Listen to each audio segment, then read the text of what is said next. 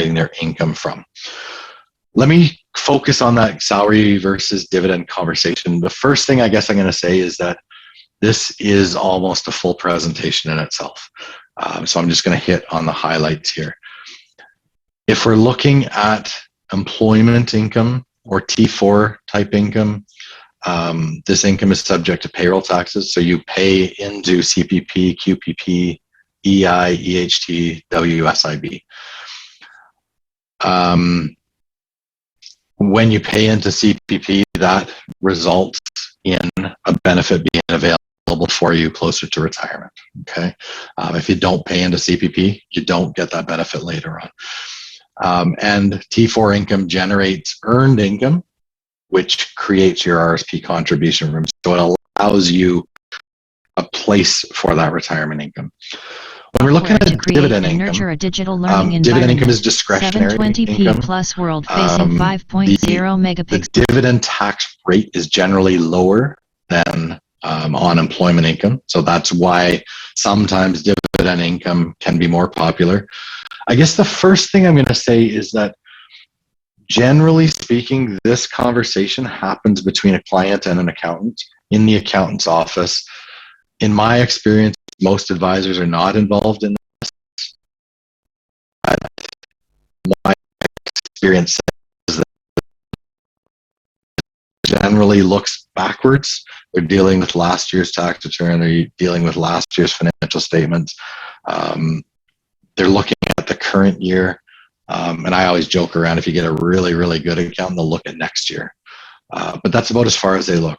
When we look from your shoes, you're looking 5, 10, 20 years down the road. So some of these impacts have far-reaching outcomes.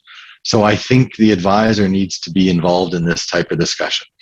So sort of continue on here, dividend income is not subject to any of those payroll taxes.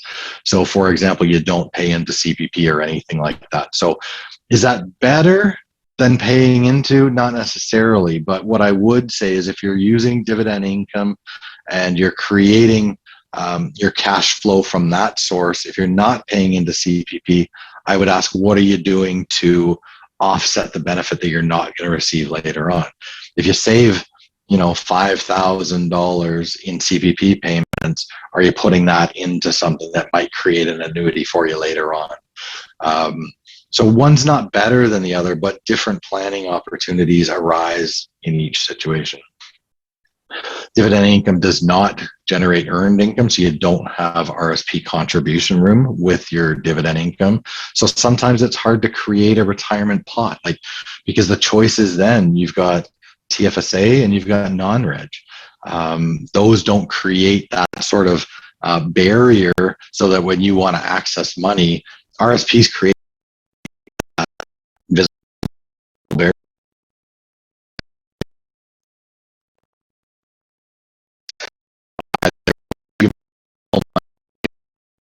Non-reg create a little bit of capital gains likely. A little bit harder for a client to sort of keep that in place for retirement. So you need to have a couple of those discussions. Your dividend, the way dividend income works is you get paid a dividend on your tax return. It's grossed up. If it's a non-eligible dividend, it's grossed up by $1 dividend. It shows up as $138 on your tax return. So you have to be a little bit careful because level is increased with dividend income, so you got to watch out for income restricted. It's like for old age security is about $70,000 for dividend that wouldn't $70,000 one the gross up a little bit in the difference between dividend income and employment income. I guess one thing I didn't say is dividend income. I did mention that it's discretionary income, so it's usually not considered when financial institutions are looking at providing loans, at providing disability insurance, and a consideration for their income. So you have to be a little bit careful. Do we have any questions up to this point?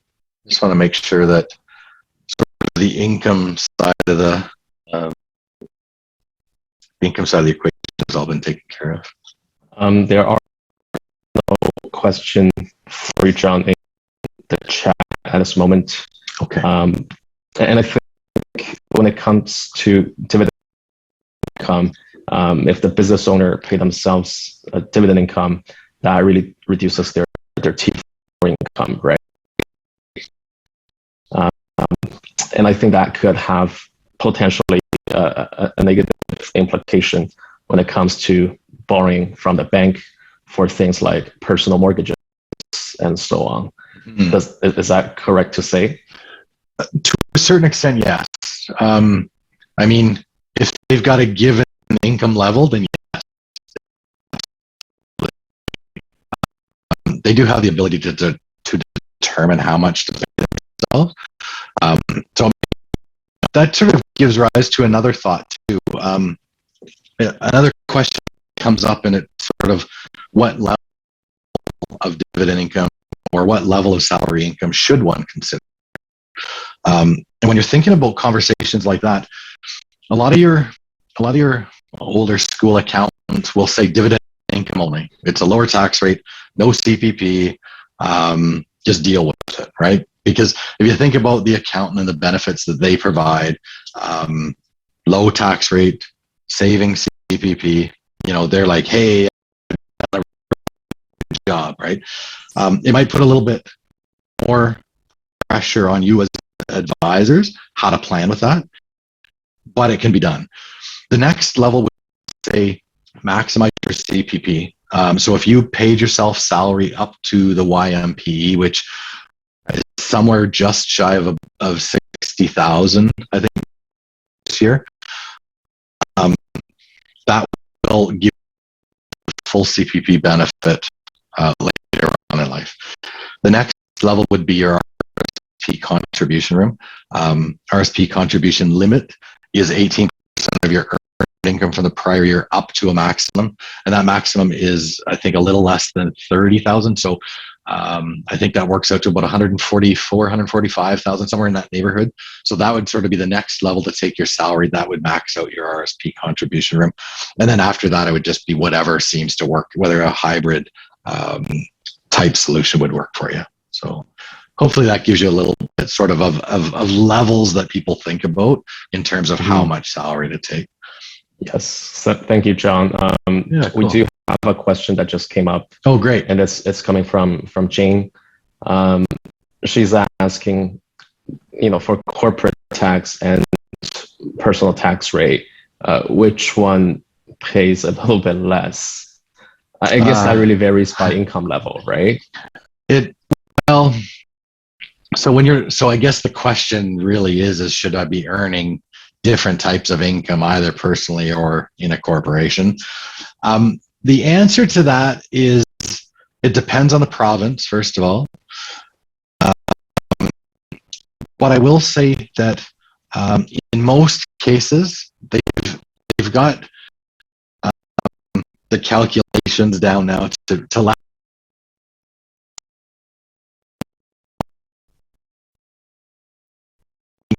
investment income in a corporation. It's really close. I think 6 provinces are within 1% lower, and the other 6 are within 1% higher. So it's a very narrow margin. If you're looking at active income, so running a business through a corporation or running a business personally, there is definitely a deferral option available in a corporation if you earn that income in a corporation but don't pull it out to a dividend for yourself. So if you're earning more money than you need for living and lifestyle, there's definitely that deferral option. But at the end of the day, I think in most provinces this year, it costs you a little bit extra to run it through a corporation in terms of the ultimate tax rate. But again, it's usually less than 1%. But the deferral opportunity, so if you push that income up to 20 years, will far outweigh that little bit of increase. So it really depends, but in most cases, there's not a huge difference. It really depends on what's the best structure for the client and for that entity. Perfect. Thank you. And I think she had a follow-up, but I'm not sure if I understand it fully. Yeah, and I don't know if you have time to answer that, but she asked for dividend income and T4 income when combining. Makes sense.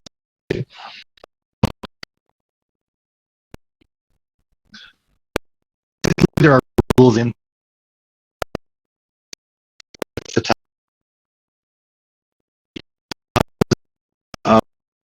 different I guess variances in tax rates and different stuff like that. They're not bang on. Flat out, your dividend rate is lower, but you've got corporate tax and then you pay a dividend. What happens is you pay personal tax on the dividend, but then you get a refund in your corporation, usually, is how that works. So at the end of the day, it's probably slightly better on the dividend side, I would say, as an absolute number. But at the end of the day, it depends on the benefits that you may otherwise use. Like if you consider the RSP contribution room, if you consider the CPP benefits, if you consider any of those other financial type benefits in terms of loan repayment or DI or anything like that, or if any of those are an advantage, then you have to move over to salary. So I'm going to say one's not better than the other. It just requires different planning. Different planning opportunities arise with each. So I think that's the best answer. And then that way it keeps everything open. If you're going one way and you want to go one way, that's great. You just have to plan in a different manner than if we went the other way. So I'll leave it at that. Thank you, John. All right. So let's turn over to investment assets right now. So this is where the conversation can get a little bit interesting. So again, here is that same page of total income, but what I want to show up here is other areas where different types of income can arise. So if you're looking at non-registered assets, interest income, dividend income, capital gains, all of that can arise. And those, so you can see here, this is your dividend income. That line, the line down below is interest and other investment income. And then a couple lines lower than that is capital gains. So each line here will give you the insight into what type of asset we're looking at. The size of those numbers will ultimately drive the size of the portfolio that might be supporting that income. So if you're looking at dividend income, you're looking at other funds. You're looking at maybe they hold stocks directly. If you're looking at interest income, you could be looking at GICs. You could be looking at T-bills. You could be looking at anything, annuities, anything that creates interest type income would show up on that line. And if you're looking at capital gains, it probably means that you've sold something. So there, again, there's a Schedule 3 that underlies that. So you can actually go into that. It'll show you, I had sold 3 stocks of Apple. It'll show the market value, the cost base, and then the ultimate gain. So you can dig down into all of those. Where this is really valuable is if you know what your client has invested with you, you can see copies of T3 slips, T5 slips, that type of thing, which will be included in these amounts. But if the amounts are higher than the slips that are given from our companies, they got more assets. So we'll get to that in a couple of minutes. All your registered income, I'm going to talk about on the next slide. Okay, so I'll keep that separate for now. But what I wanted to point out on this slide was other type of income. So rental income, other capital gains, and they'll show up just above the capital gain line there. Why I point that out is because this could be another type of portfolio. They may invest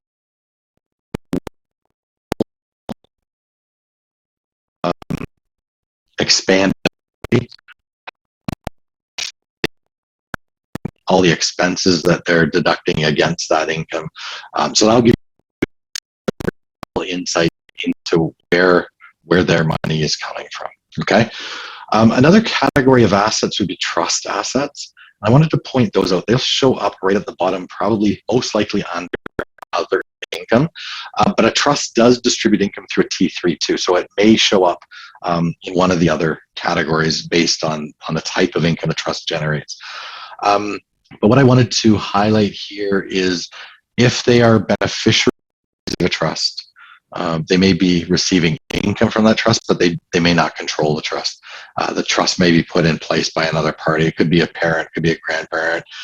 It could be like a family trust from a corporate structure. So they may be feeding some income their way, but it may not be an asset that might be taken over or invested by you. So just sort of to keep that idea open at the table as well. To turn to registered assets, there's a couple of sections on the tax return. So your RSP income shows up on that top line. So that would come from a T4 RSP subsidy. That would be people taking money out of an RSP, but not by RIF. Okay, RIF income will show up in a different category, and then on the second line there, that would be where your RSP deduction would fit in as well. So just to give you where those show up on a tax return. I wanted to touch on some other types of assets and income that won't show up on your tax return. Nothing related to the tax-free savings account will show up on your tax return. It's fully non-taxable. I think the only piece or only taxable income that would arise on a TFSA would be as if you were a beneficiary of a TFSA and there was growth on that money from the date of death until you got the money. That would be the only portion of income that would ever show up on a TFSA. An RESP, if people are contributing savings plans for their kids, or an RDSP is where people may contribute money into a disability plan. None of those contributions are tax deductible, and the income on those withdrawals are almost always reported in the hands of the beneficiary. So you're never going to see those on the tax return of the contributing individuals. There may be a couple of places where, like if an RESP, if the, let's call it the parent, if they want their money back or the kids didn't go to school, there may be a way that it shows up on their tax return, but in most normal situations, they don't. Anything related to the corporation will not show up on their personal tax return other than the income that they pull from that corporation. Investment portfolios, I'll show you what the financial statements look like a little bit later on, but they won't even show up on the corporate tax return either. Okay, locked-in plans, IPPs, private foundations, none of that will show up on the personal tax return because they're generally either a pension or they are a separate trust type entity that would fall outside and it'd have its own reporting that would go along with that. Next thing I wanted to talk about really quickly was charitable giving. There is a section on the tax return. If you look at this line here, it says donations and gifts. There is an underlying schedule. It's a Schedule 9. That schedule will go line by line, and it'll say, Humane Society, $10, United Way, $10. Like it'll go line by line and amount by amount. So you can tell where your client is giving, what type of stuff they're giving to. So that may help planning. What the sort of the planning conversations you can have there is if you're giving year over year donations, maybe you look into some type of charitable giving program. The other things you want to think about is, do you want to donate in kind, which I'll talk about on the next slide a little bit. Or you can use the named beneficiary of life products. So whether that be a segregated fund or a life insurance policy, you can name charities as beneficiaries on that type of structure. So there's multiple ways that you can make gifts. So if this is something that your client is interested in, maybe there's a more tax efficient way of doing that. So the first one I wanted to talk about is in-kind donation. So normally speaking, let's say let's just call it a seg fund. Let's say I had a seg fund. I put $50 in and it grew to $100. If I wanted to donate that entire amount to a charity, normally what would happen is I would sell the segregated fund for $100. I give the charity $100 cash. They give me a donation credit. And at the end of the day, I pay tax on my $50 gain, but then I get that full $100 donation credit and help offset any income. I can change that up a little bit and make that a little bit more advantageous to me if I donated that in kind. So if I took that $100 segregated fund and just donated the entire thing, gave it to the charity, we have what's called a zero capital gain inclusion rate on donations. So as long as I donated it in kind, my tax that would arise on that is actually zero. I get a zero capital gain, therefore zero tax. But yet I still get the full $100 donation credit on that. Okay, so I've saved basically tax on $50, but got the same donation credit. So I'm $25 better off by doing it that way on a $100 donation. Okay, so like 25% better. A couple of things to think about, especially with segregated funds, because segregated funds are unique type investments. Generally, we have to do donations in kind when we're alive, because of the fact that on the death of the annuitant, the contract terminates and that therefore there's nothing to donate after, right? That by operational law, that death benefit would arise and it would get paid to the beneficiary.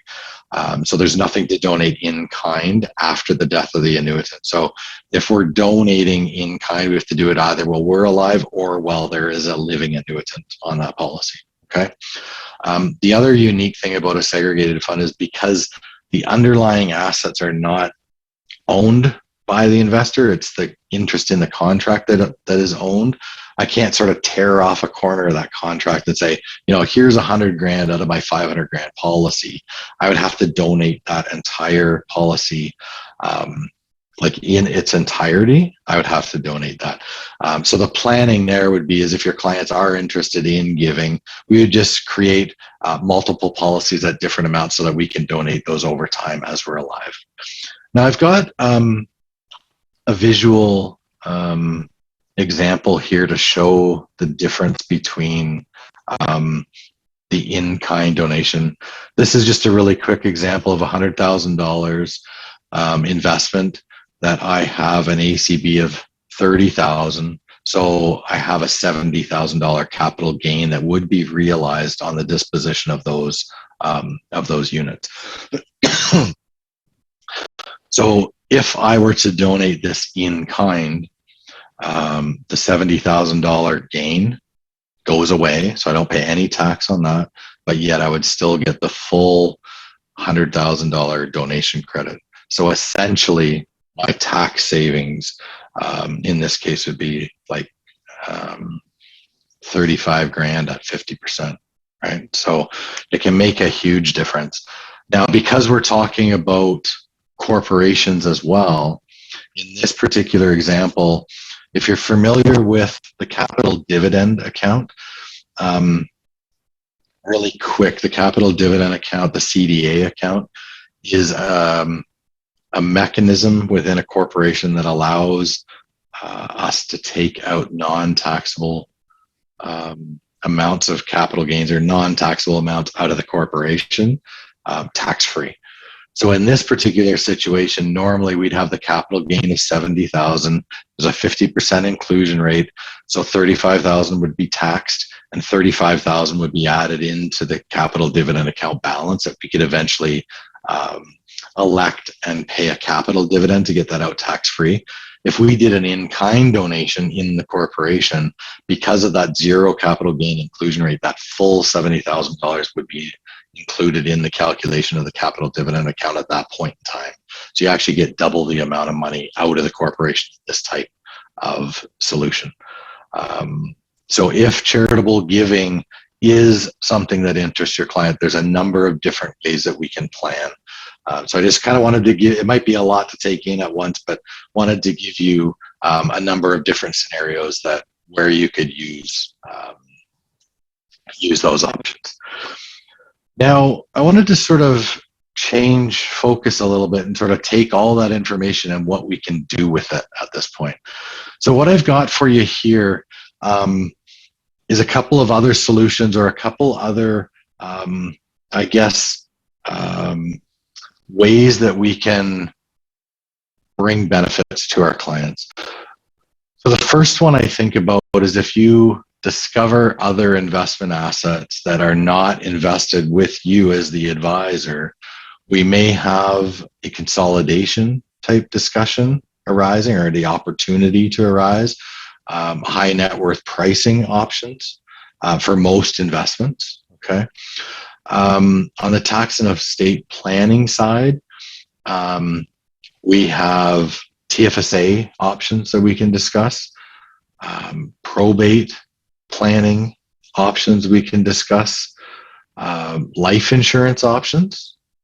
I'm not a life insurance expert, but I still think it is a viable option. So I will show you a couple slides on there. Very, very high level, but nonetheless, the solution is there. I wanted to show you a leverage type scenario relating to RSPs and Rsp loans.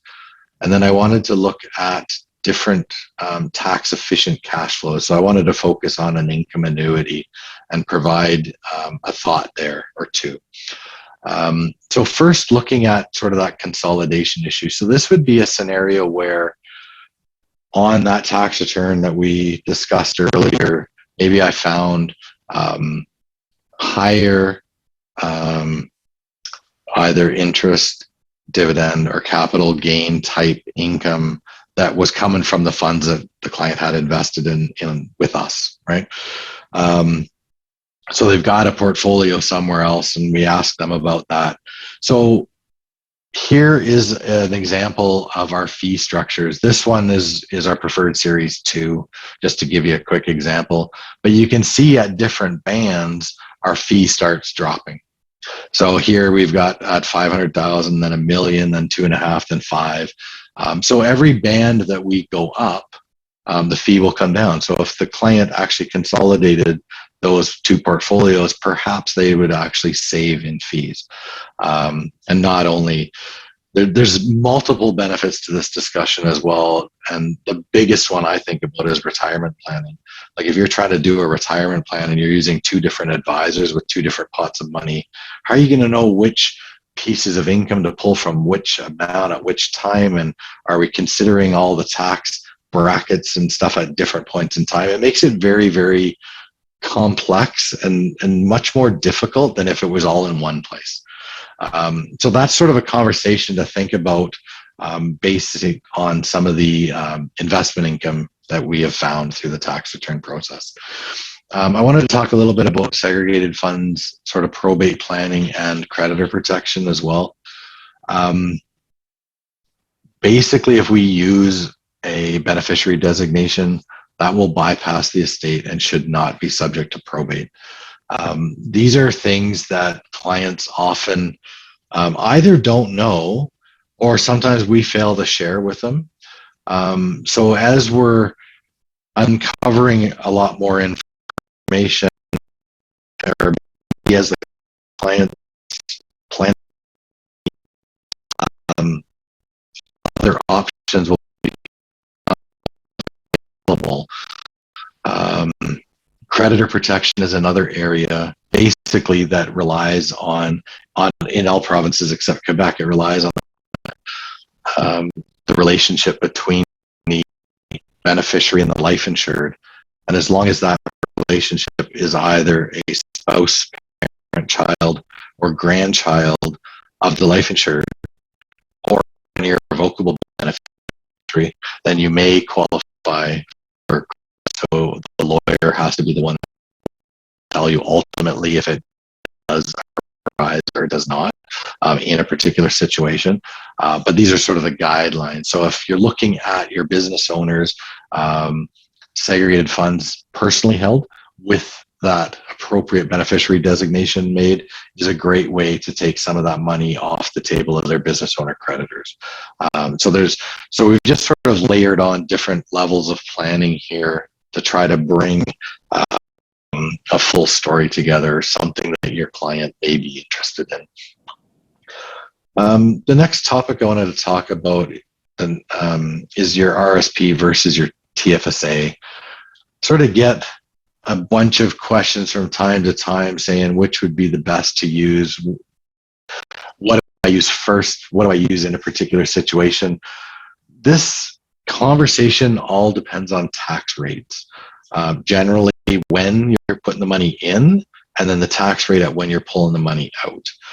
At the end of the day, if your tax rate is the same when you're putting it in and the same when you're pulling it out, you can see on the left-hand side, it doesn't matter which one you use. The TFSA and a higher tax rate later on. That's where your TFSA shines. And your RSP is exactly the opposite. When you have a higher tax rate when you're contributing and a lower RSP shines. Okay. So if you just keep those two concepts and understand that the tax rate's in effect at both the time of contributing and when you take that out, that will give you the best evidence of basically which account to use and when. Okay.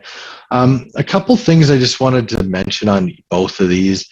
Don't forget about your spousal RSPs. Spousal RSPs is another way to income split. So if you've got one spouse making more money than the other spouse, sometimes a spousal RSP will be used so that that spouse has an income source in retirement, and usually at a lower tax bracket than was put in. So that's perfectly defined by this scenario. The TFSA also has some income splitting opportunity.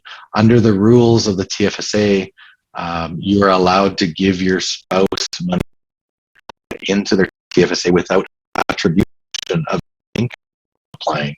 So there's another way, at least up to the TFSA limit, that you're allowed to split some income between a spouse there as well. So don't forget about other potential options that may come up in these different discussions as well. The next one I wanted to talk really briefly on is life insurance. I'm not going to pretend to be an expert in life insurance at all, but I also am a full believer in a holistic approach, and I do think that it is a viable option in many instances. So what I've done for you here is just done a really quick estate transfer plus strategy with a 60-year-old male non-smoker. Basically what we've done is we've put $25,000 into a max 20 plus policy that starts out with a $500,000 coverage. Okay. At the end of the day, the difference in the estate value is up over 20%. Okay. So, where life insurance can become very valuable is there's no income from year to year. So you don't have anything to report over the life of that.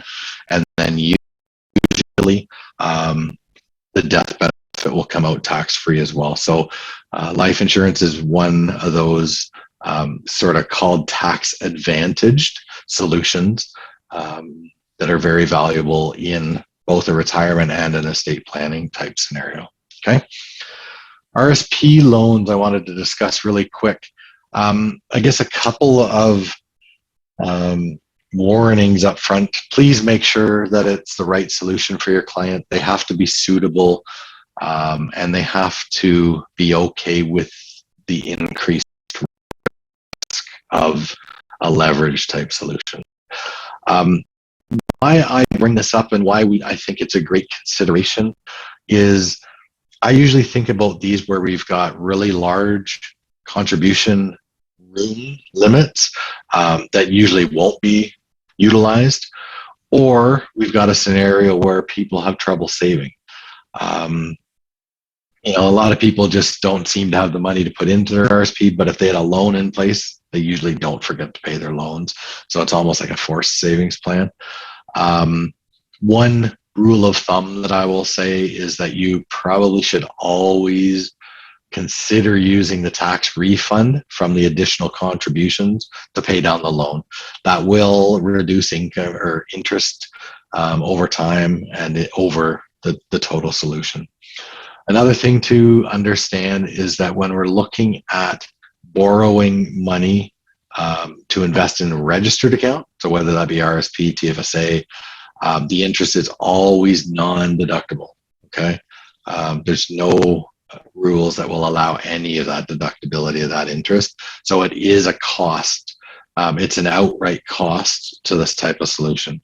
I will say, because this type of structure is tax sheltered until it's removed, that there are bigger benefits of using it than not. So don't be afraid of that, but just make sure you're aware that the interest over time is non-deductible. So you'd want to minimize that best you could. All right, so the next thing I wanted to talk about is tax efficient cash flows. So the one I wanted to focus on here was the annuity one. What I wanted to talk about here is, when I say tax efficient, generally this is creating a cash flow that will have a low taxable portion. What I've got for you here is, again, a male, age 60, with $1 million premium. The annual payment is a little less than $50,000, but you can see that the taxable portion is less than $7,000. So the taxable portion is only like 14%. In the big scheme of things, that looks like a very, very low tax rate.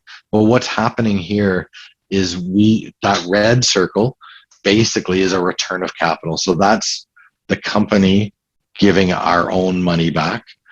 And then that 14% would be a combination of interest income, depending on the interest rates used in the calculation of the annuity. It will be your mortality credits and the income that's generated through that type of structure. But at the end of the day, if you're looking at creating that tax efficient flow, this is a great opportunity to look at that as well. I'm going to stop here for a quick sec. My next slide gets into the corporations.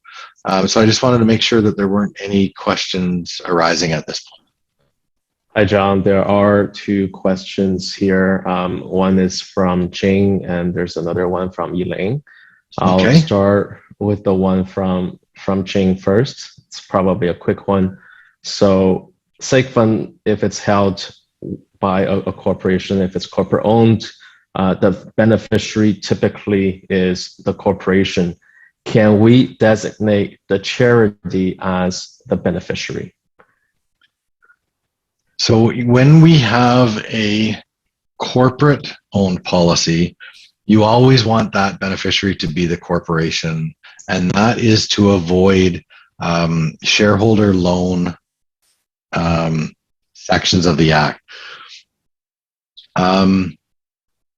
If we were to designate somebody else as a beneficiary, essentially what happens is that the death of the annuitant, by operational law of that segregated fund, the death benefit arises and it's paid out to the beneficiary. Because it's corporate owned, that death benefit would come out of the corporation and basically be paid to someone without the appropriate tax. So in that scenario, I would say no, you'd want to name the corporation, but then you'd want to have you could have some writing in the minutes, you can have some instructions left to donate that after the fact from the corporation to the charity. I would do it that way to avoid the shareholder benefit sections, because what happens is if Section 15.1 comes into play, it actually creates a double tax scenario, whereby it basically confers a benefit onto that beneficiary the day that the policy is put in place, and then it'll deny the deduction for that in the corporation. So you pay tax on it twice. So yeah, so keep the beneficiary as a corporation and make other plans to get that donation to where you want it to go. Thank you, John. Yes. There's the question from Elaine is also surrounding the charitable donation scenario. Okay. She asked, in your example, there's $70,000 in capital gain. So 50% of that, 35 grand, is income. If I donate in kind $100,000 of mutual fund, will there be $50,000 in income for credit? So can I save another $20,000 credit to deduct my employee income?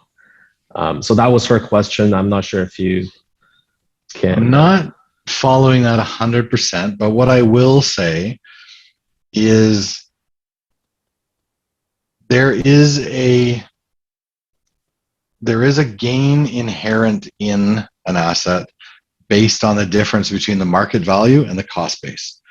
So whatever we pay for that is tax-free. The difference to the market value would be a capital gain. And if that was lower, it's capital loss. When we donate in kind, there's rules in place right now that we've got a zero capital gain inclusion rate. So whatever component of that gain that would arise where we donated in kind is deemed to be zero.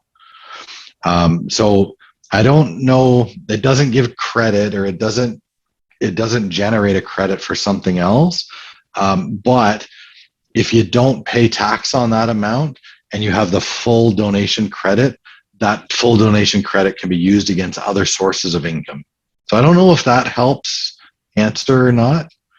I'm not quite sure about the words credit in there, and so. Yeah, I'm not too sure either. Maybe Elaine, you can clarify later if you like, if that didn't answer your question. Yes, Richard, can I explain? Yeah, Sure. Please do.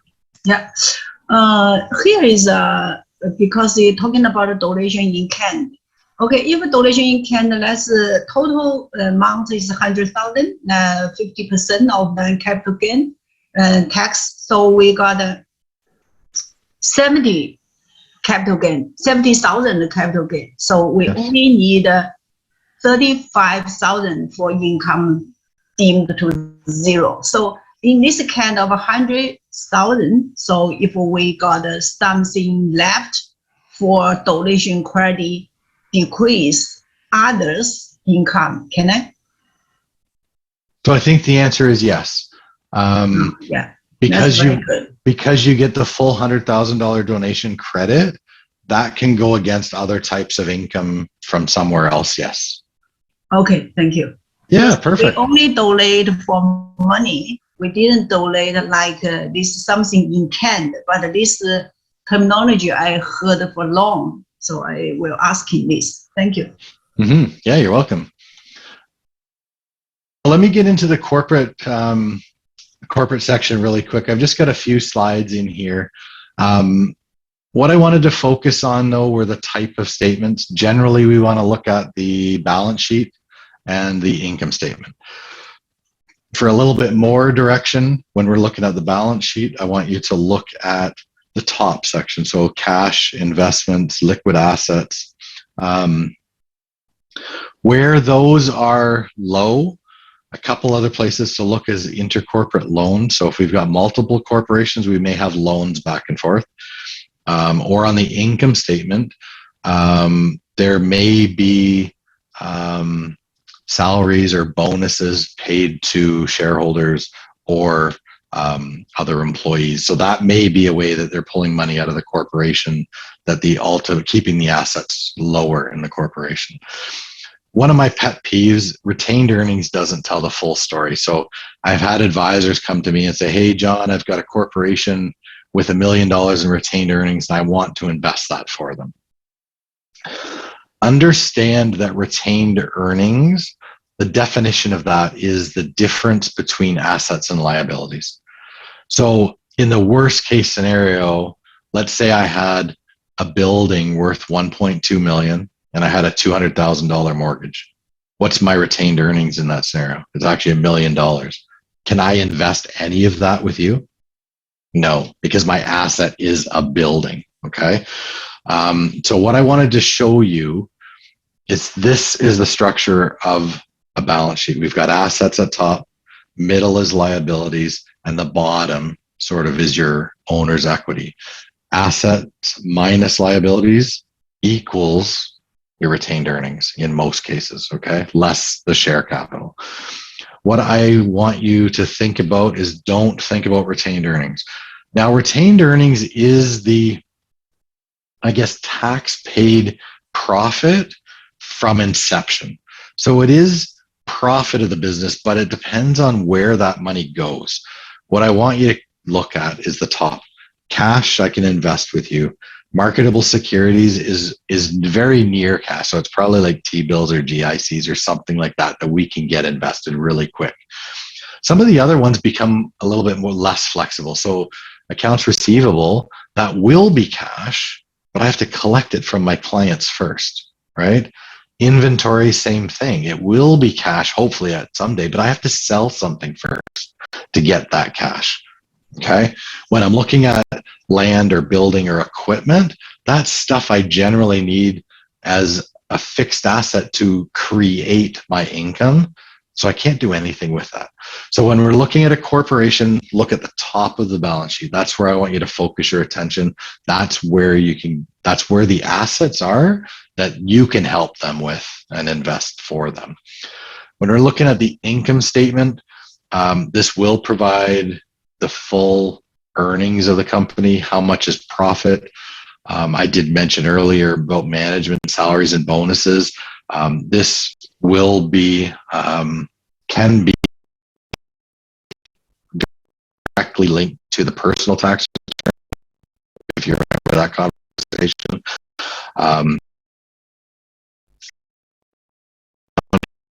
As well, whether it's business income or investment income, or if it comes from like sale of an asset or a rental income as well. So the types of income can be distinguished on the income statement as well. So what I want you to know, corporations generally can do anything that an individual can. So a corporation can buy a segregated fund. We talked a little bit about that and how the beneficiary designation should be created. They can buy annuities, they can buy mutual funds, they can buy life insurance, anything. And then so what I wanted to move over into now is sort of the corporate org chart and where to keep those investments, because I think that's sort of important. So in general, the corporate org chart will show shareholders, corporations, and the different structure of the overall corporate. It'll show the overall corporate method to this. Shareholders, the individuals, are usually always on top. Your holding companies are in the middle, and where the money is generated is usually at the bottom. So that would be your operating companies. There's shapes to each of those entities. People are always circles. Corporations are always rectangles. Trusts are, they are ovals. The different the shares usually have one that will represent, and then the beneficiary is a. When you look at charts, these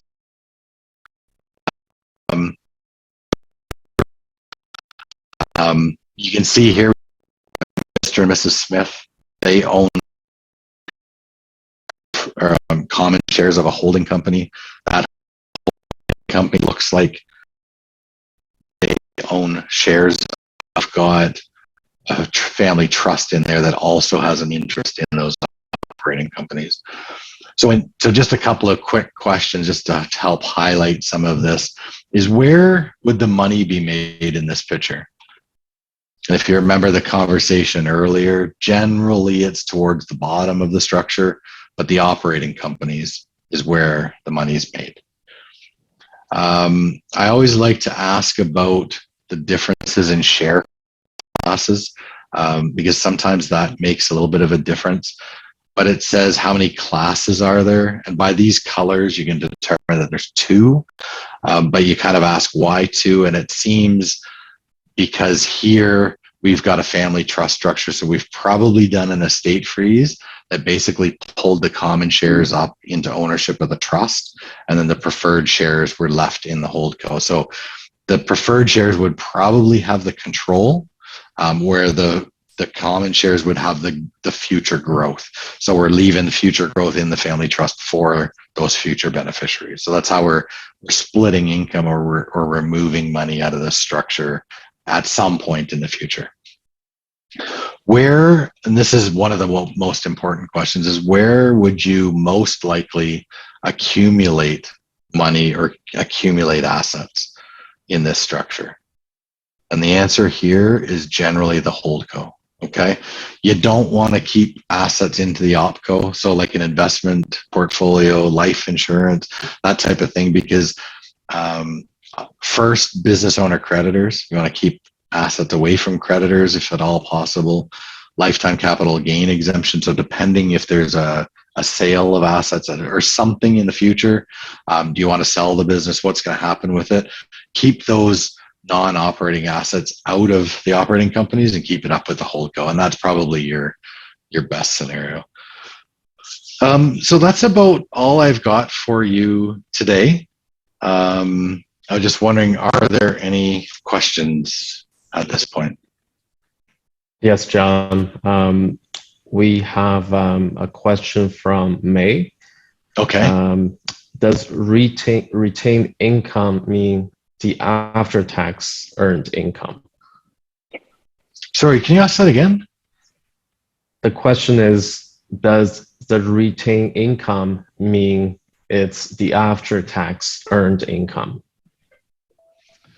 Retained earnings is defined as after-tax income of the corporation, but it doesn't represent cash. It can represent any type of asset, so that's why you have to be careful with it. At one point in time, it may have been cash, but it may not be now. So yes, technically that is the definition, but it may not. You just have to be careful that it may not be cash. Okay, thank you. Yeah, you're welcome. Elaine, you have your hand up. Do you have a question for John? Sorry, I answered my question. Okay, Okay. thanks. Now I see Jane has her hand up. Yeah. Hello, John.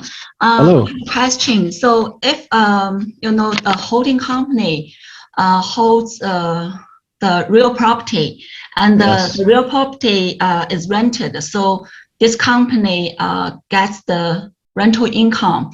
So I just want to know, under this structure, so the rental income is still the passive income and the active income, because the holding company only holds the real property. In most cases, rental income would be passive income. The only time you can get rental income that would be actually active is probably like in a land development company. And there's certain rules. You have to have more than 5 full-time employees, but it's very rare. So I would suggest in most cases it would be passive, but it's probably a good question to ask the accountant for sure. They will know for sure. Okay. So another question is about the trust, the family trust. So the family trust has the 21-year rule. So after 21 years, the trust have to be dissolved, and it has to distribute all the capital to the beneficiaries, right? Well, not technically, no. So a trust has a 21-year a deemed disposition rule. The trust can stay in place forever. It is its own separate legal. It can stay forever. But what happens though is every 21 years, all the assets in the trust are deemed disposed of. All the tax obligations arise and is paid. So that'll happen every 21 years. In most cases, they don't want that deemed disposition to occur. So in most cases, the trust is wound up just prior to the 21st year, but that doesn't have to be the case. But when when all the beneficiary get the capital assets, they can keep it. They don't have to pay the tax right away because they just keep it until they sell the property, so that at that time they pay the tax capital gain. It depends. In most cases, yes. It depends on how it comes out, and depends on the type of property, and it might depend.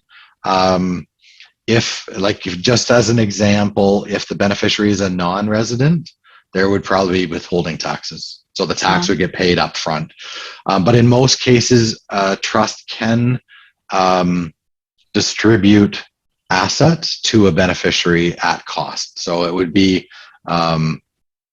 tax would arise on the ultimate sale. So you just have to be a little bit careful on what's going on because it may be different for different party members.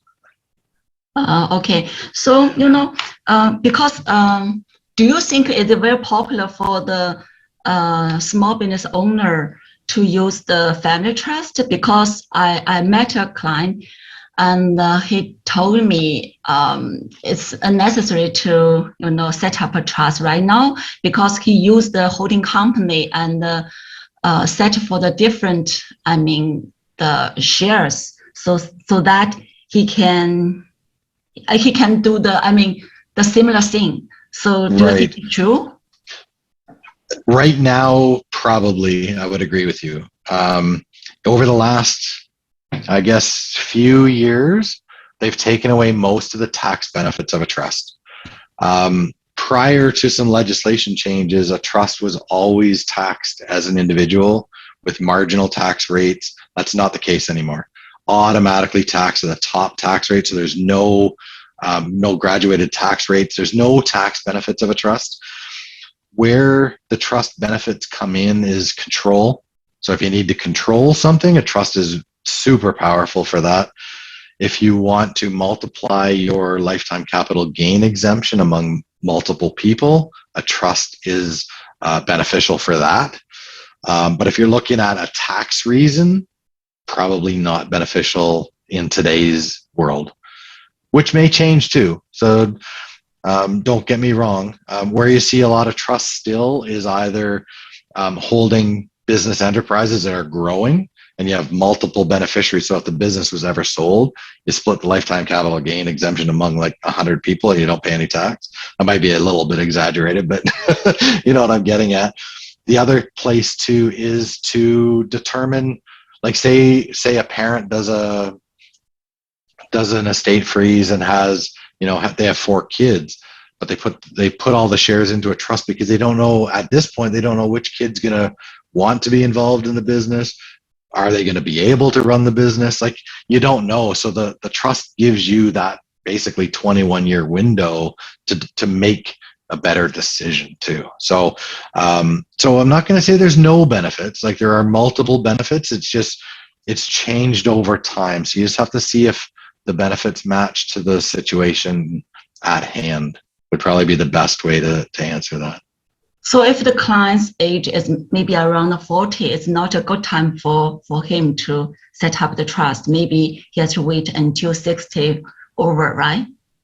It'll depend. If maybe the 40-year-old doesn't want to be active in the business by the time they're 65, or 60. Maybe they want to retire early and sit on a golf course or sit on an island all day. It really depends on the situation of the individuals. It really does.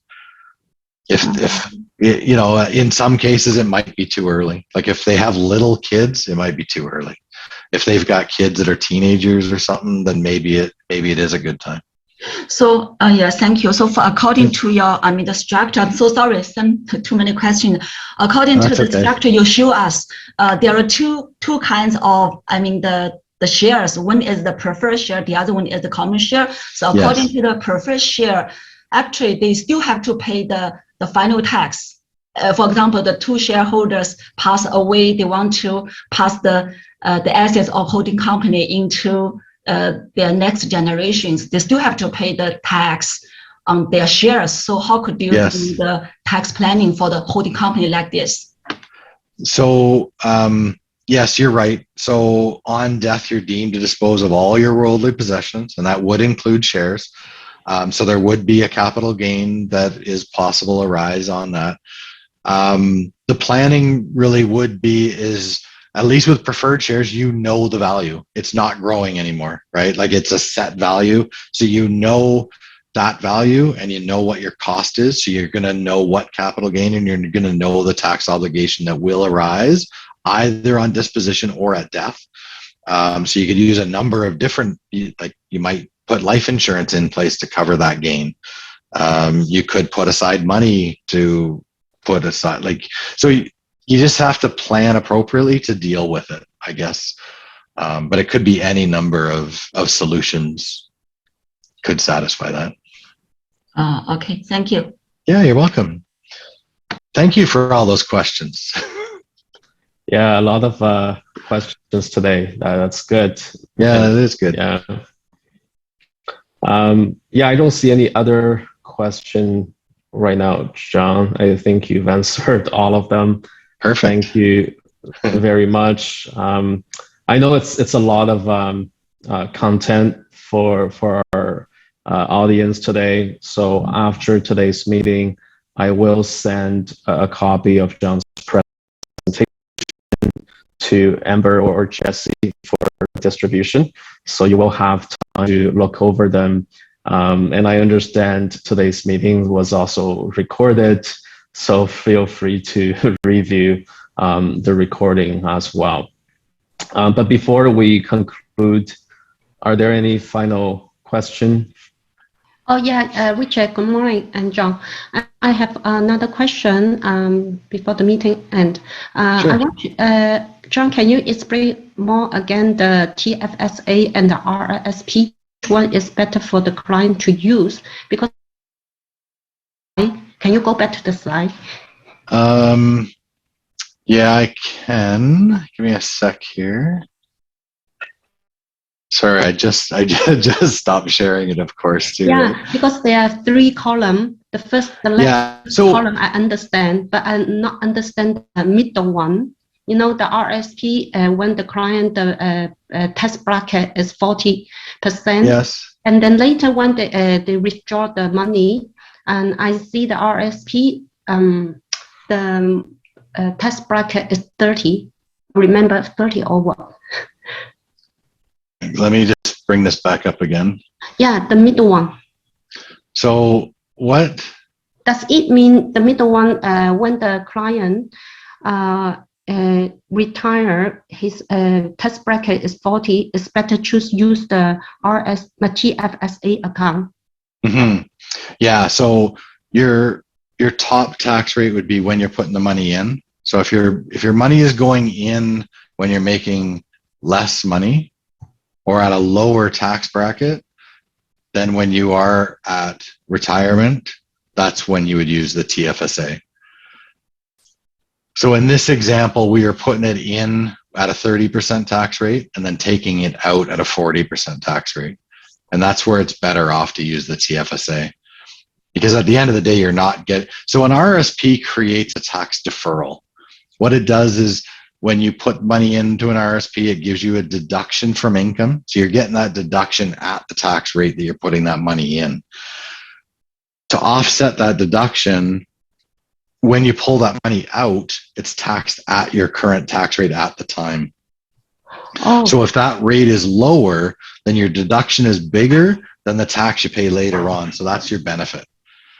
Where your So in the opposite type scenario, if you, in that middle column, if you used the RSP, you would basically put it in at 30%, so you get a deduction at 30%, but then you would be pulling out the RSP and paying 40% tax on, so you'd actually get less money than you would in a different scenario. Oh yeah, I got that. Before I missed them, I mixed up them because I think the first one is the RSP. Right now I see the picture. I got understand. Thank you. Oh, perfect. Yeah, you're welcome. Yeah, no problem at all. All right. I think that was the last question. So Perfect. John, I wanted to thank you once again for today's presentation. It's very timely and it's also very insightful.